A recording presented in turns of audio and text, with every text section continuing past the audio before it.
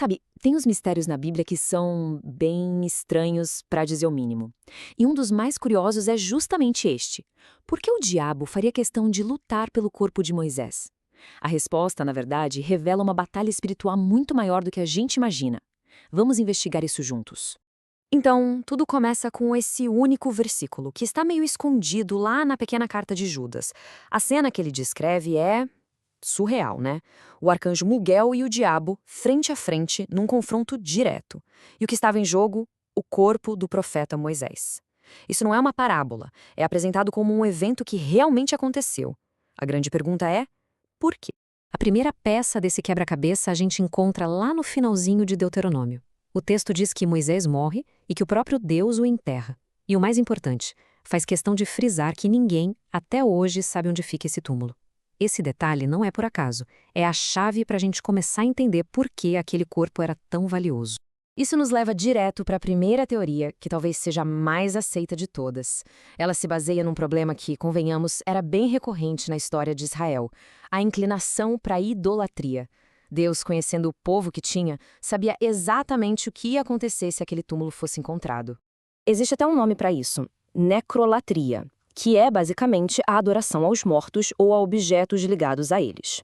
Em muitas culturas daquela época, os túmulos de pessoas importantes viravam santuários, lugares de peregrinação. E o perigo disso é que o foco da adoração saía de Deus e ia para uma pessoa. E olha, isso não é só uma suposição, não. A própria história de Israel nos dá um exemplo perfeito. Pensa comigo, se o povo chegou a adorar uma serpente de bronze, o que eles não fariam com o corpo do maior profeta que já tiveram? Um homem que, segundo a Bíblia, falou com Deus face a face. Vamos lembrar dessa história. Lá no livro de Números, Deus manda Moisés fazer uma serpente de bronze para curar as pessoas. Era para ser um símbolo do poder de Deus. Só que o tempo passa e séculos depois, lá em 2 Reis, a gente descobre que o povo começou a queimar incenso para ela. A coisa virou um ídolo tão forte que o rei Ezequias teve que quebrar a serpente em pedaços para acabar com a idolatria. Então, aqui a gente junta as peças. O plano de Satanás era, muito provavelmente, pegar o corpo de Moisés e transformar aquele lugar no maior centro de idolatria do mundo. Ele queria que o povo adorasse o legislador em vez do doador da lei. Deus, ao esconder o corpo, estava, na verdade, protegendo o povo de si mesmo. Mas e se o problema não fosse só a idolatria? A segunda teoria olha para essa disputa de um jeito bem diferente, não como uma briga por um objeto, mas como se fosse um caso num tribunal celestial. Nessa linha de raciocínio, a palavra disputava tem o peso legal. Satanás, que na Bíblia é chamado de o acusador, chega e basicamente diz: esse corpo me pertence por direito. Moisés pecou, ele matou um egípcio, ele desobedeceu a Deus. E tecnicamente, ele não estava errado. Mas a resposta de Miguel é o que chama atenção. Ele não entra na discussão. Ele não tenta defender os atos de Moisés. Ele simplesmente apela para a autoridade máxima. E a lição aqui é poderosa. A atitude de Miguel mostra que, mesmo que a acusação tivesse algum mérito legal, a misericórdia de Deus é soberana, ela está acima da lei. A vitória não veio de uma boa argumentação, mas da autoridade de Deus, que simplesmente anula qualquer reivindicação do inimigo sobre aqueles que são dele. Agora, a terceira teoria é talvez a mais intrigante de todas. Porque ela conecta essa disputa lá do Antigo Testamento com um evento muito importante no Novo Testamento. A ideia é que Deus tinha planos futuros para o corpo de Moisés. A grande questão aparece lá no Monte da Transfiguração. Em Mateus 17, Jesus está com alguns discípulos e de repente aparecem Moisés e Elias conversando com ele. Com Elias é mais fácil de entender, porque a Bíblia diz que ele não morreu, foi levado vivo para o céu. Mas, e Moisés? O texto é claro. Ele morreu e foi sepultado. Como ele podia estar ali?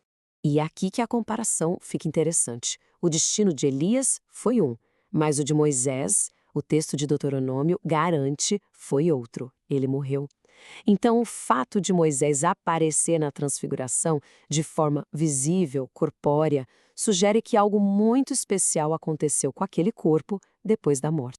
Sendo assim, o que essa teoria propõe é que a batalha pelo corpo aconteceu porque Deus o estava preservando para este momento exato. Satanás, ao tentar tomar o corpo, estaria na verdade tentando frustrar um plano profético de Deus. A vitória de Miguel garantiu que o plano de Deus para a transfiguração se cumprisse.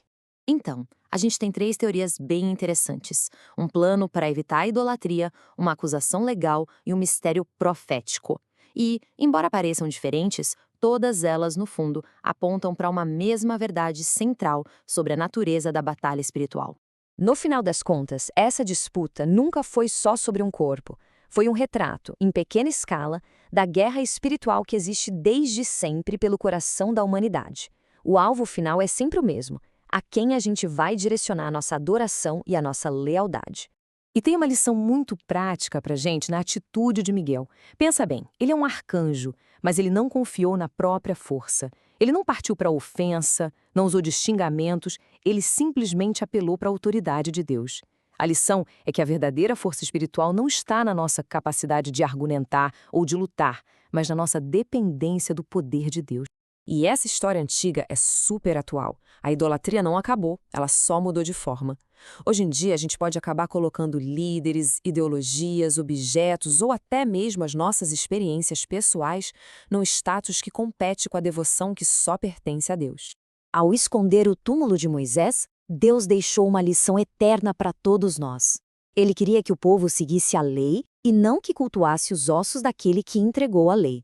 A mensagem é e sempre será mais importante que o mensageiro.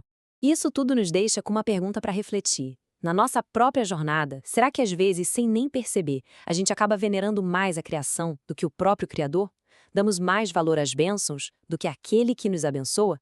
A resposta a essa pergunta é fundamental.